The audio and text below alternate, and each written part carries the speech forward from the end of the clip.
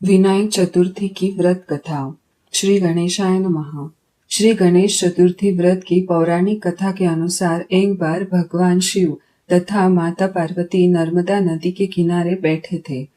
वहां माता पार्वती ने भगवान शिव से समय व्यतीत करने के लिए चौपड़ खेलने को कहा। शिव चौपड़ खेलने के लिए तैयार हो गए, परंतु इस खेल में हार जीत का फैसला कौन करेगा, यह प्रश्न उनके समक्ष उठा। तो भगवान शिव ने कुछ तिनके एकत्रित कर उसका एक पुतला बनाकर उसकी प्राण प्रतिष्ठा कर दी और पुतले से कहा, बेटा, हम चौपड़ खेलना चाहते हैं, परंतु हमारी हार जीत का फैसला करने वाला कोई नहीं है।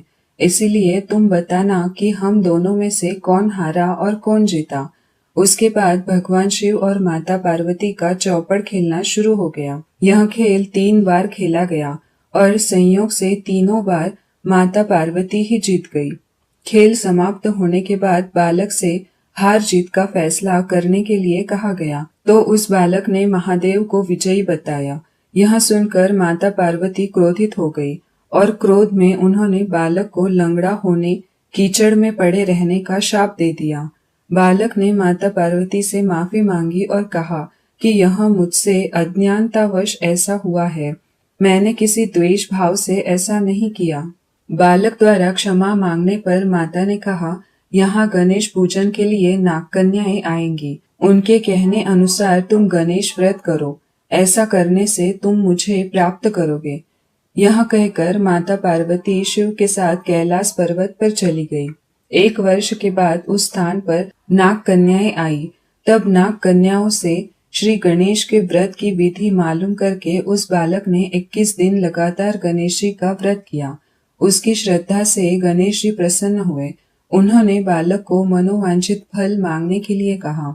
उस पर उस बालक ने कहा, हे विनायक, मुझ में इतनी शक्ति दीजिए कि मैं अपने पैरों से चलकर अपने माता पिता के साथ कैलाश पर्वत पर पहुंच सकूं और वे यह देख प्रसन्न हो। तब बालक को वरदान देकर श्री गणेश अंतर्धान हो गए।